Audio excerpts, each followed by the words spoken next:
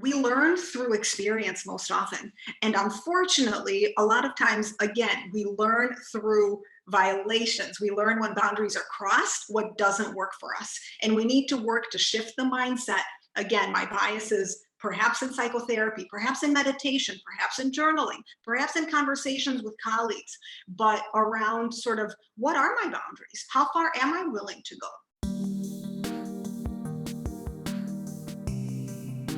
Hello and welcome back to the Career Therapy Podcast, where we explore the hidden side of modern work. My name is Martin McGovern, founder and lead coach at Career Therapy, and today we have an incredibly special episode for you. In this episode, I want to welcome an old friend from my college days, Asya Brodsky, to the podcast. Asya is a clinical social worker, certified alcohol and drug counselor, and certified sex therapist. She has her own therapy practice focused on sexuality and sexual relationships and loves helping people recognize the connection between sexuality, ourselves, and our sense of wholeness. Today we talk about intimacy and boundaries at work, what individuals can do to bring their professionally authentic selves to the office, and how company policies can exacerbate or abate tensions in the workplace. If you like this episode, I hope you'll subscribe and leave a review wherever you're watching or listening. And I hope you'll share this with a friend who might be interested in learning more about these topics too. So without further ado, here's my conversation with Asya. One of the things that I really wanted to kick off our conversation around is the idea of, being a, sexual human in the workplace. I think that there's a lot going on in the media and in the world, and a lot of kind of binary conversations around these two things or about these things. And one of the things that you and I have talked about, before getting on this podcast is just how the majority of relationships that occur in the world occur through work, right? Yes. And so Yes. to just put these hard rules into the world, I think it creates sort of a split mind for people where they believe one thing sort of rationally, but they feel a whole nother thing emotionally. And with your background and your expertise, I'm just so curious what's your thought of the healthy approaches to, bringing our full selves to the workplace in these ways? Sure. So absolutely. And one of the things I'll say to your point is, we have these pet names for people. We say my work wife, my work husband. Why do we say that? Because we spend so much time with a certain individual at work and we form these really meaningful relationships. And I think so often people get so afraid to recognize that if we're sexual as people, then of course our sexuality is going to come into the workplace. It's just part of the picture. But organizations are so afraid to acknowledge that and recognize that, and they see the sense of the fear of what if it negatively influences productivity and what happens. But when we try to stifle that, we know that things manifest themselves in other ways and they still come out. And so the things that I think would be valuable for us to just acknowledge is that there's plenty of romantic relationships, sexual relationships,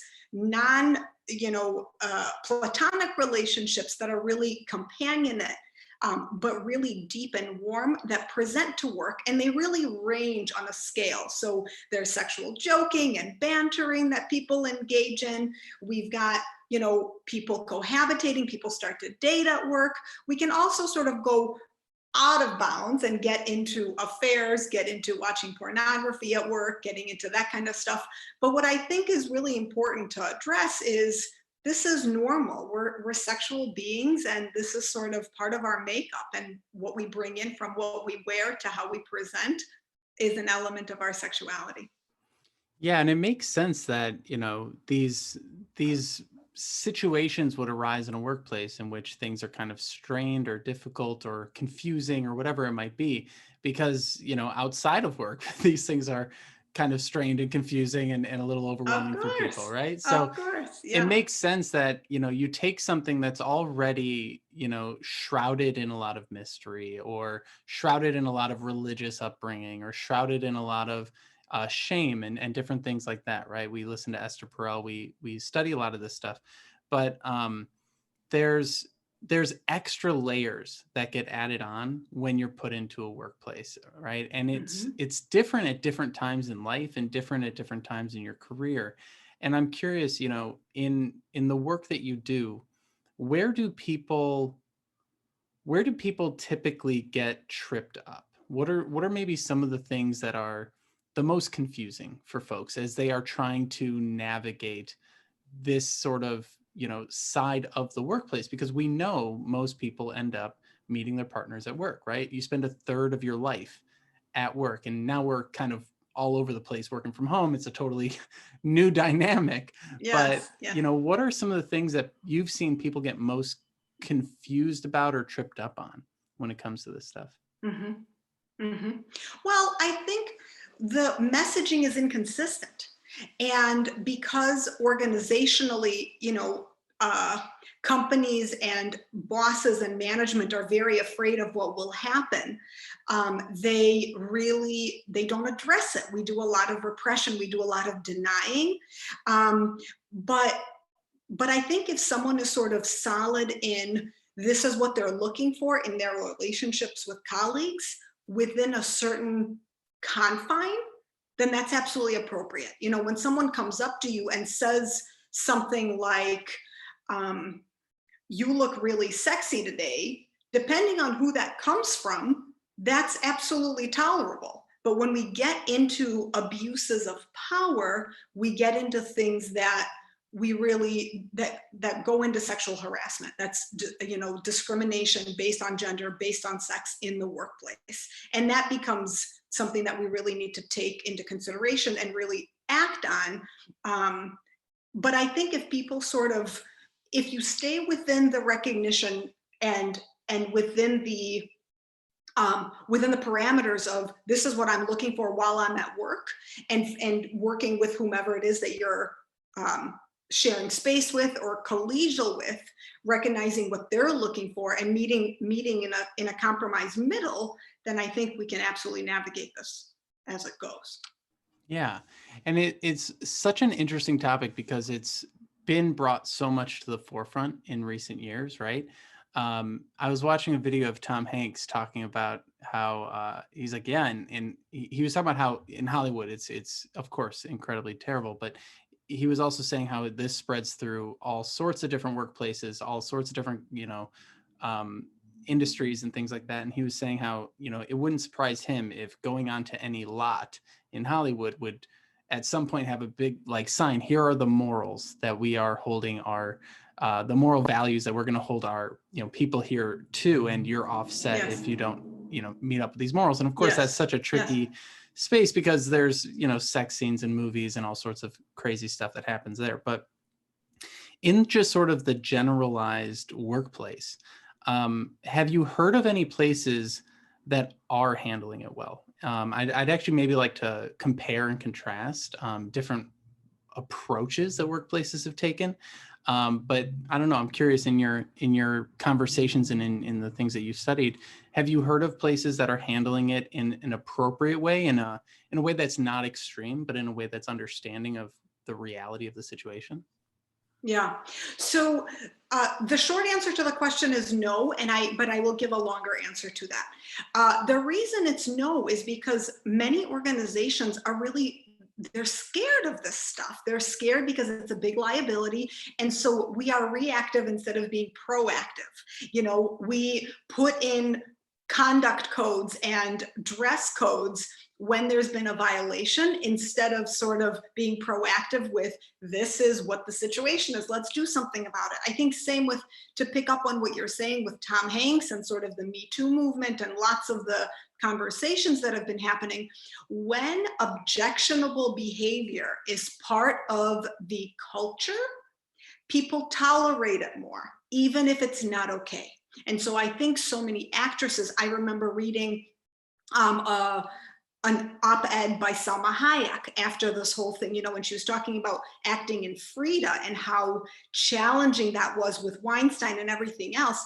And again, this is the backstory that we don't know, but when you've got someone in a position of power and abusing that power, someone feels like I'm going to lose my job if I don't perform a certain way, if I don't act a certain way if I don't engage in the behavior that someone is asking me to do. And so they don't speak out of fear and out of the need to self-protect and self-preserve a position. Yeah, and it really does pervade certain cultures more than others. I know, in my own background, being in the advertising industry and in the marketing industry, there's a lot of tropes, right? I mean, all you have to do is go back and watch Mad Men, and you'll see all the extreme tropes.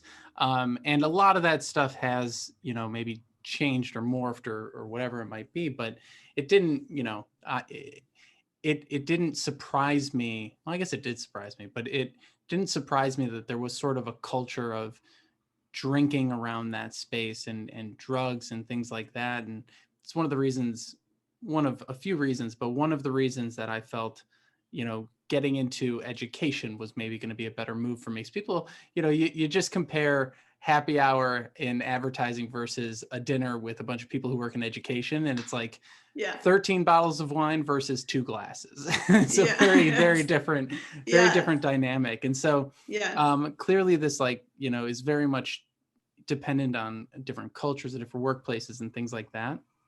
Well, and I also, yeah. Go ahead, Martin. No. Well, going.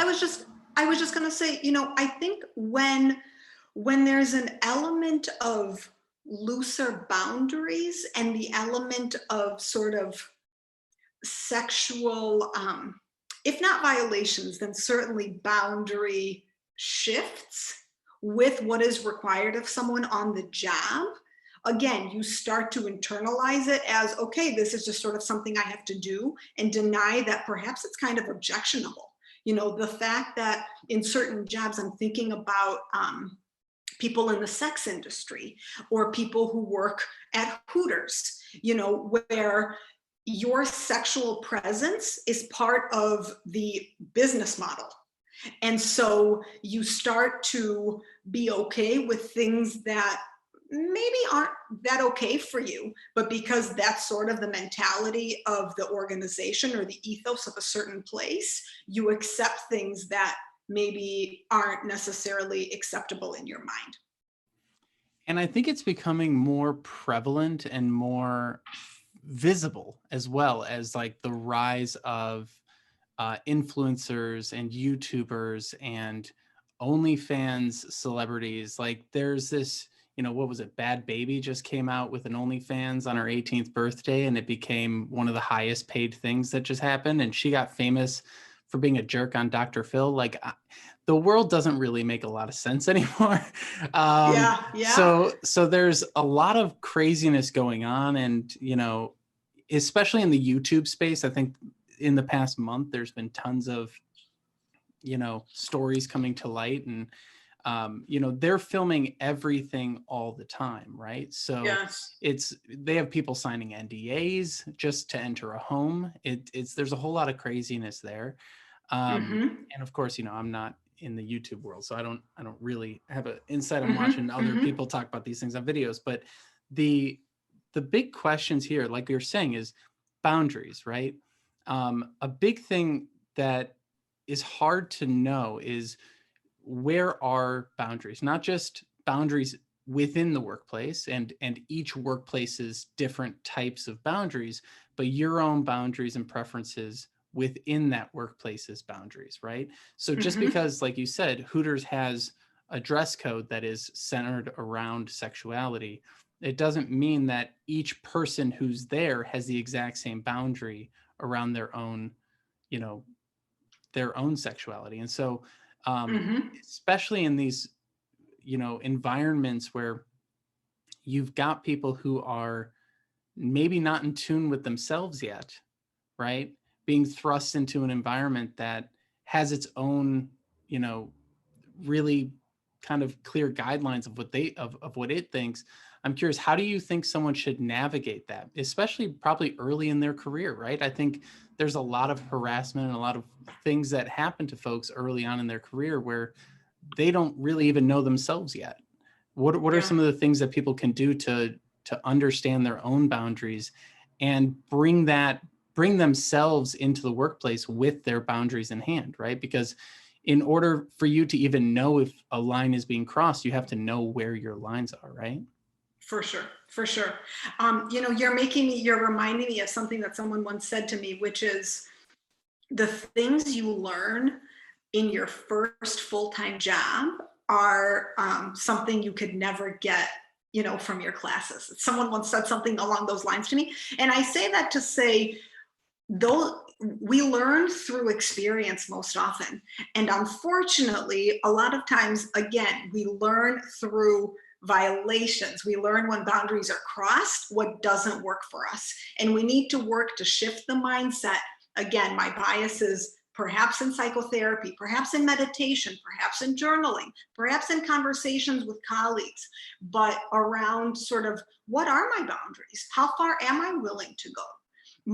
I know my personality is very social. I like to interact with people. Does that sometimes get taken for granted or get taken out of bounds? Yes. Is it on me then to make sure to implement that limit? Absolutely. Because we model the way people treat us on a daily basis. And if we don't implement the way that we want to be treated, people take it as an opportunity to treat us in ways that we don't.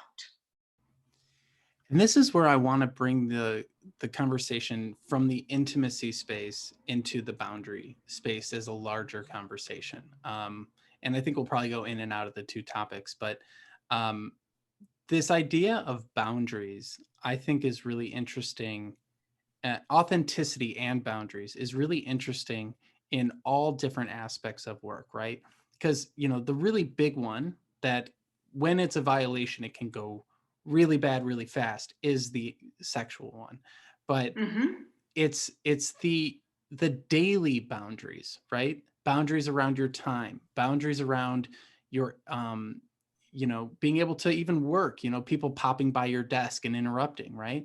There's I don't think a lot of education out there around how to know what your boundaries are and how to set them, because especially in the workplace, there's an incredible amount of messaging around work harder, work more, Yes. do Yes. more, say yes. Yes. And even Yes. the advice around saying no is like, say no to say yes to more things, Yes. right? Say no to Yes. this thing so you can do more of these other things. And Yes. Yes. and it's really difficult for people to know what their intimate boundaries are and to actually implement those and do that in a way that they're confident and feeling secure about. But one way we can practice that is through the other boundaries that we set on a daily and minute by minute, day by day basis. So when you think about boundaries and in your practice and working with people, I think there's maybe two questions I'd like to ask. Number one, what are the boundaries we're allowed to set for ourselves? And then number two, in your practice, being a therapist comes with a lot of boundary setting. So what are some of the things that you've done to be able to understand and set your own boundaries? But let's start with that first one. What are the boundaries that I know allowed is maybe not the right word, but what are the boundaries that we should know about, that we should maybe think about for ourselves if we're journaling or whatever it is that we're doing around our careers and around our lives? Yeah. Well, I'm thinking sort of from the micro to the macro. On the micro level, I think about, are you someone who likes your breakfast? Are you someone who likes to make sure you eat your however many meals? Are you someone who takes their lunches, or do you work through your lunches? Are you someone who goes off site? Again, pre-pandemic. Are you someone who goes off site, or are you someone who stays in whatever facility you're in? Are you someone who treats themselves out to eat? These are all of these decisions include elements of boundaries. Are you someone who takes vacation, or are you someone who has so many hours accrued that you might as well donate them for a whole year to somebody else, right? So those are the things that just from the smaller scale. But of course, our individual selves are brought into a larger system. So then within your organization, within your department, within your facility, within your region, what are the boundaries that are upheld and which ones are maintained, right? Some people work in cultures where, to your point, productivity drives everything. And so you better work. The more you work, the better. And it really sets up, there isn't a sort of healthy, if you ask me, sense of space for oneself, and it's very organizationally focused, and we lose ourselves in that. And then we, again, if you ask me, burn everyone, because now you're burnt out. You can't really provide to the company the way you want to. But when I think about, I'm kind of shifting, but when we talk about productivity and we talk about what are the things that bring intimacy and sort of eroticism to work, is the thing that, while work pushes harder for strict, rigid, this is how it has to be, eroticism is much more about letting go and being free. And so we know there's appeal in that. That's part of the allure. The late Jack Moran, who wrote The Erotic Mind, talks about the things that are enticing, that sort of charge our erotic spark. And he talks about longing and anticipation as one of them, right? Sort of when we have distance and separateness, we long for someone, we fantasize about someone.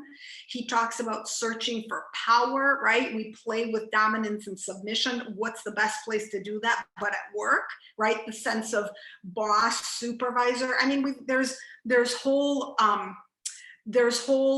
pornographic genres of like workplace, secretary, boss, yada yada, it goes on. Why is that the allure? Because there is a power dynamic at play, right? We're sort of, another thing he talks about is violating prohibitions. There's this taboo-ness around it. That's what makes it erotic. There's a yearning for, they're unavailable to me. And then the fourth that he talks about is overcoming ambivalence, right? Sort of, we can fantasize, you really drive me nuts, but I sometimes have these fantasies about you, and I kind of like you or I don't. And so we toy with that idea.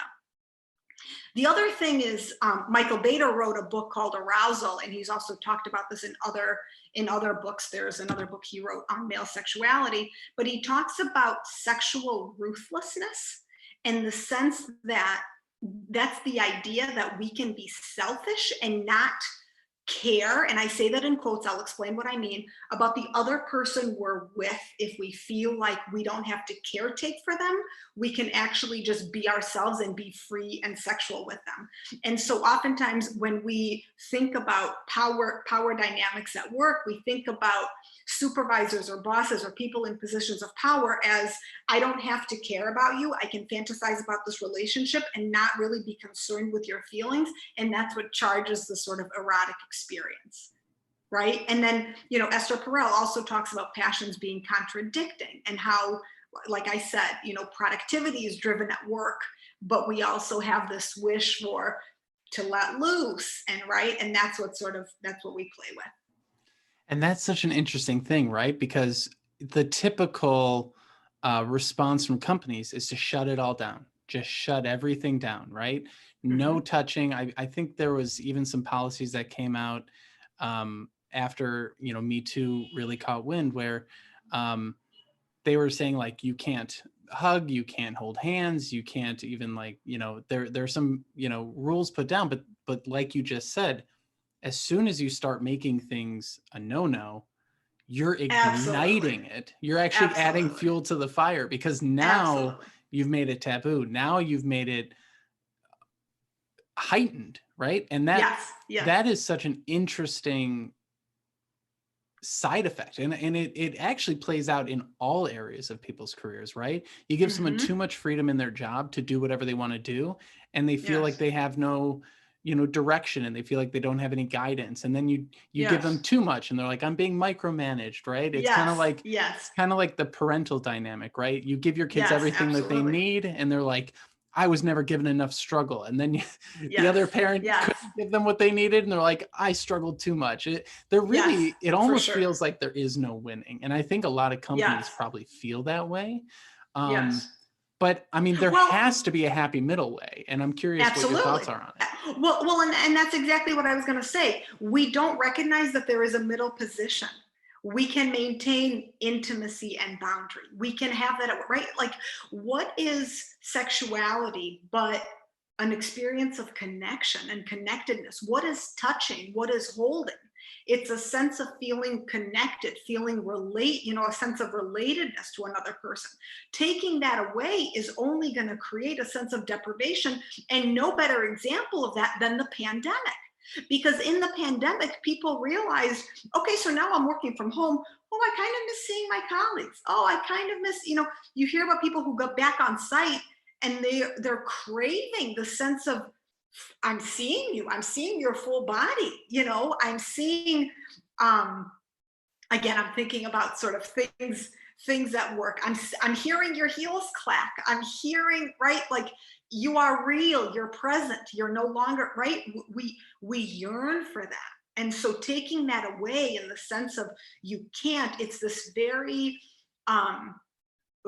it's a very controlling sort of rigid experience that I think is stems in fear. It stems, from a sense of liability, and really creates more havoc than if we find the sense of, we can do this. There's a way to do this. We can navigate this.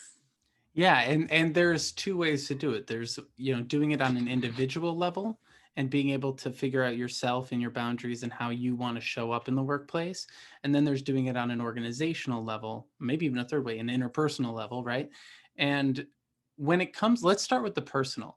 So every individual has their own way of showing up, right? And everyone has an opinion on how everyone else shows up. I think that's like, for sure. Yeah. So that's why we've had dress codes throughout history, right? To try and, I think they even say, in, I don't know what cultures, but there's some cultures where like everyone just wears a uniform and everyone of every gender dresses exactly the same to try and minimize any issues at work in order to maximize productivity. But that's not the world we live in. We live in a free country. You're allowed to dress how you dress and be how you are. And there's plenty of people out there that will say, do not, the finger wag comes out, do not do these things. Otherwise, you're encouraging certain behavior. And then the response to that is, well, don't tell me what I can or can't do. How about you control yourself, right? And there's that push and pull. And clearly the goal is to, be able to allow people to be themselves. But we also, there's this weird thing that I see, which is be authentic. But also, if you're going to say everyone should be truly authentic, then you're going to have a lot of, conflicting people, right? Because people are very different. And so if this person's 100% authentic and this person's 100% authentic, there might be a clash, right? And so obviously there's like a professional authenticity and things like that. But I'm curious, when it comes to showing up at work in the clothes that you want to wear, or, I've heard people in YouTube videos like say wearing red lipstick is creating so many issues. And it's like, okay, wait a second. Like, what are they actually advocating for? And I'm kind of curious, as you've been researching this stuff and looking into this, what are some of the things that people should know or think about as they're coming up with their professional authenticity? Yeah, that's a great question. I love that question. So the things that are coming to mind are, we should be able to dress and present themselves in ways that feel most comfortable for us. But I couldn't tell you who it was, but someone once said to me, if what you are wearing makes you yourself question whether or not you should be wearing that, then probably you shouldn't be wearing that. But it should come from within. It shouldn't come from an external source, right? When we wear, I think about my dress. I think about, heels that I wear. Does that get a certain level of attention? It does.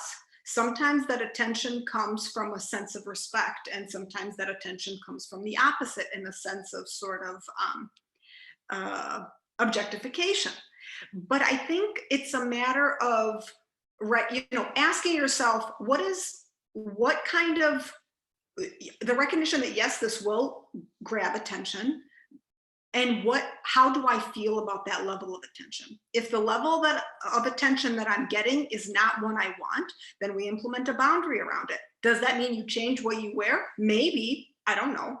But I think we get into very sticky, blamey territory when we get into, and then she was wearing this, and because of that, right? We get into sticky territory because we're blaming the victim.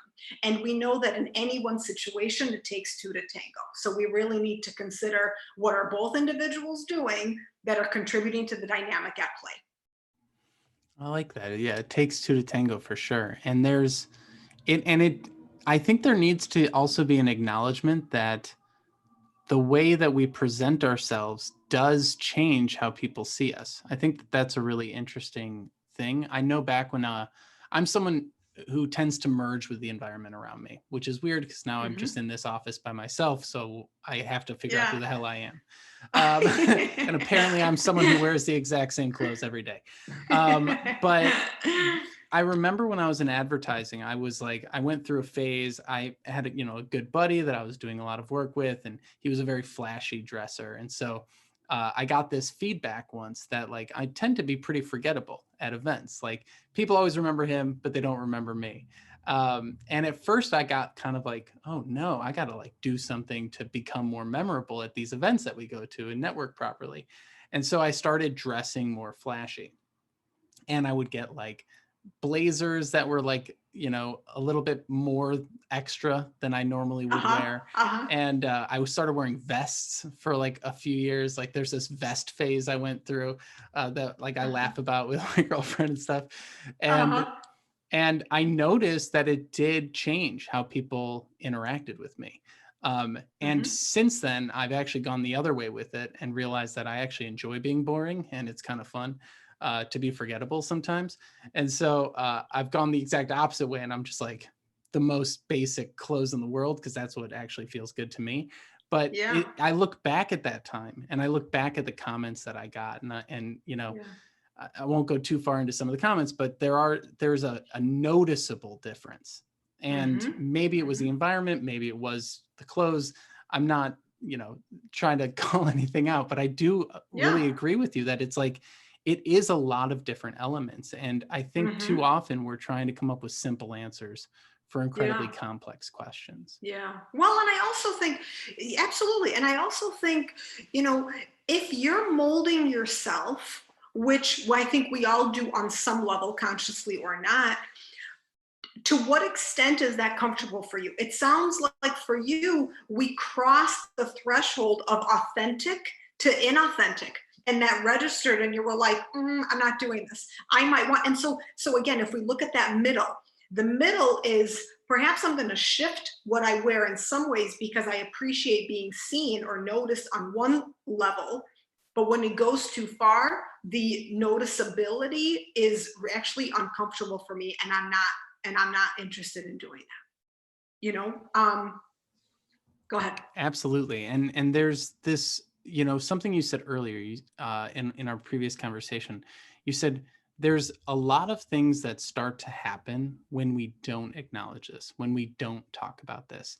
And I'm really curious to dive into that idea of what are the domino effects and the cascading effects of trying to suppress these thoughts, trying to stop these conversations, trying to create workplace policies that just eliminate any taboos and things like that.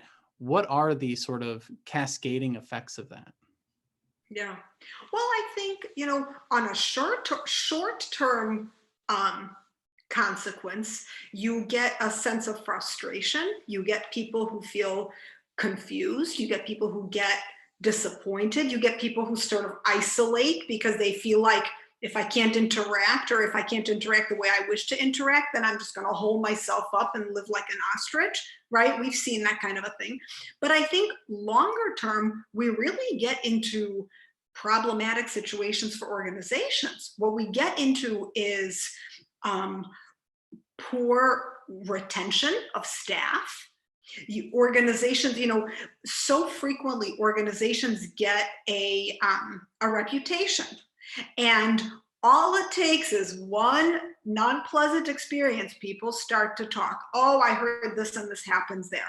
And that's why I think that matters to companies. They want to know, yes, workplace satisfaction is important to us, but when they don't invest in their in their staff members and coworkers and, their personnel, people suffer. And one of the ways that we enhance personnel and create fulfillment is allowing people to be themselves, allowing people to feel not constrained by the forces at play, especially with who one is. And it brings up this other piece that you brought up, which is,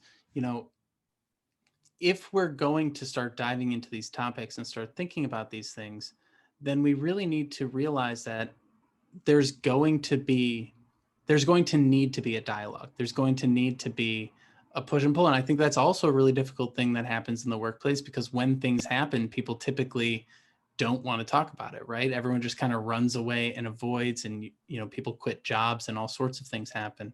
So you've got these people who are trying to figure themselves out in relationship with this other person, and then this third layer of themselves with the other person, with the company now. And what I found so interesting back then, and what people actually called out left and right, was how the people that were trying to impose these policies were married to people that they met at the company and didn't go through those channels, and like had affairs and like all these different things. And so it's almost like someone who is still doing drugs telling you should stop doing drugs in a way. And like that dynamic, I think, confuses a lot of people early on in their career. Not to mention that added layer of unwanted stuff, which I know we're not really getting into today, but I just want to acknowledge that everything we're talking about here, we're talking about from the consensual and appropriate, hopefully, side of things. So I'm kind of curious, as we're thinking about the hypocrisy side of things, right? And the fact that workplaces are trying to implement things that we know don't actually work. What could someone do if they're in that situation? Because so many of my coworkers are married now, like that I'm talking about from that job, so many of them. And it's just funny that was even, go ahead. No, please, go ahead, finish. It's just funny that was like the conversation at the time of like, you're not allowed to do these things. And now fast forward 10 years, like that's where everyone is. Not everyone, but a lot of them. Sure. Yes. Well, I think, it makes me think of parents. It's like this, do as I say, not as I do. In the sense of you're figuring it out, but you got to tell mom and dad, right? Like, which is the company, tell HR. And how that's the kids aren't going to do that, right? The staff isn't going to do that. They're going to try to figure that out on their own. And I think, to your earlier point of what doesn't work, what do we have at work? We have workplace harassment training. We don't have intimacy training. We don't have sort of social interaction training. The only time we may do how to interact with colleagues is when there's a restructure, or perhaps space is changing in its design, and so we're all going to now start sitting together versus in our own offices. So let's talk about sort of how do we interact. But it takes something like that, or a experience of boundary violation that leads to, okay, this is how we interact. Perhaps we need to step back a little bit and do some sort of orientation around collegiality, around fellowship. We come to work, we bring our stuff to work. One of the things that I found fascinating is listen to people who at work talk about their families. People who talk about their partners, people who talk about their children. We're disclosing parts of our sexuality through that in and of itself. Who tends to talk about that stuff? It tends to be, at least at the outset, heterosexually identified individuals, right? It tends to be individuals in more prominent positions. And so whether consciously or not, we're picking up on the cultural elements of a space. What is allowable? What is permissible?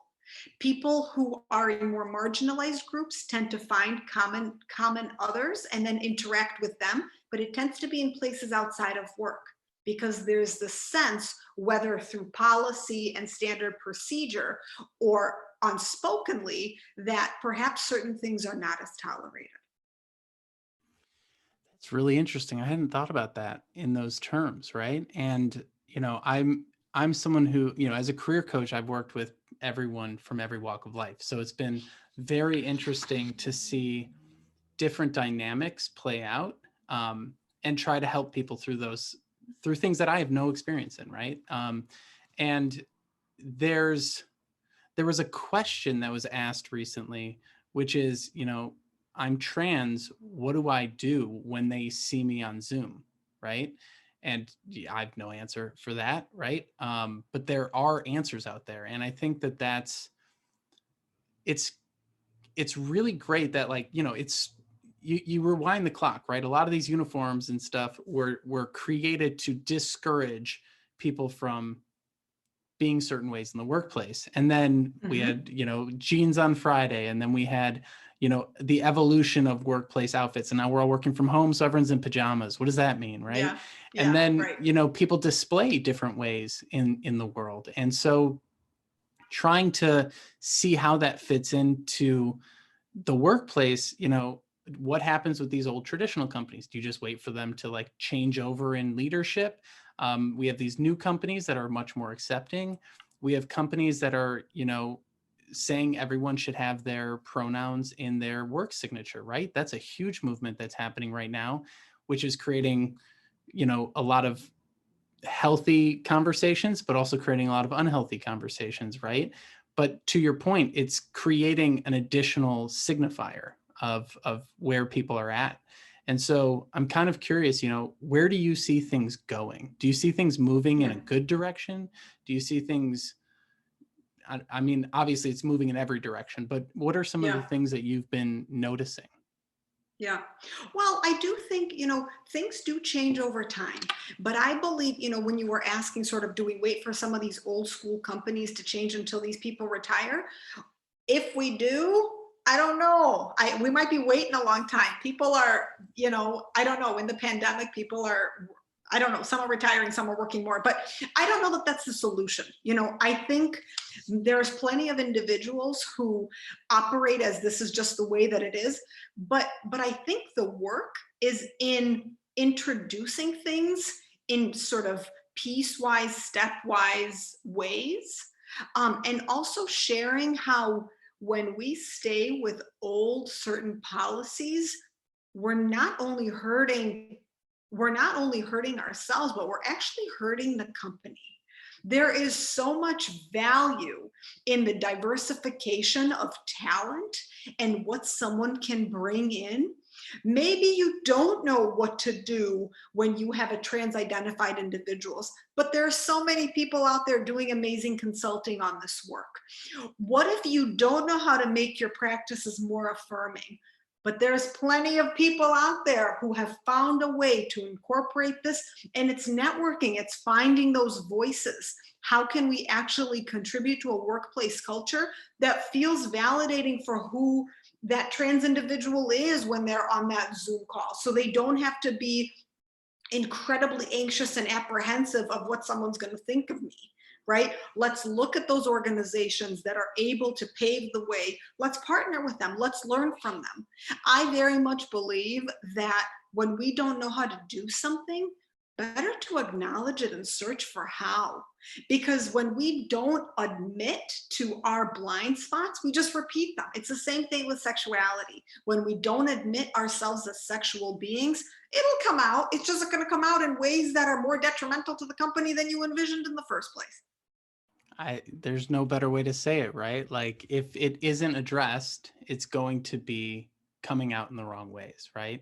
And so, I think that's the conversation. And I think there's, no big solution, I think, in this podcast, but I think it really breaks down to that personal, interpersonal, and then, incorporated in a way, Yes, right? yes. The personal, interpersonal, and incorporated, and trying to figure out, like, first and foremost, where are you at? And then bringing all those pieces together. So, I'm curious, as you're really starting to think about, let's just say there was like one thing that you could really get companies to do. If you could install one change in a company in regards to intimacy and boundaries at work, what would be something that you would want every company to know? That intimacy is what makes us human, and it's what makes us happy. And if there is something that we can do to make people feel a sense of fulfillment and a sense of belonging, it's to embrace that intimacy and recognize that it will come to work, and that when we use it and work with it, that we've got a better workforce. I love it. Asya, thank you so much for joining us today. Thank you, Martin. Wonderful talking to you and just being here. Absolutely. And is there anywhere that people can go to find more about what you're working on? Sure. So my practice is Speak Chicago Psychotherapy. Currently doing a lot of remote work, obviously in the pandemic, but also trying to share my voice virtually while care remains quite different than what we knew prior to 2020. We appreciate what you do. Thanks so much. Thank you so much for taking the time to listen to this episode today.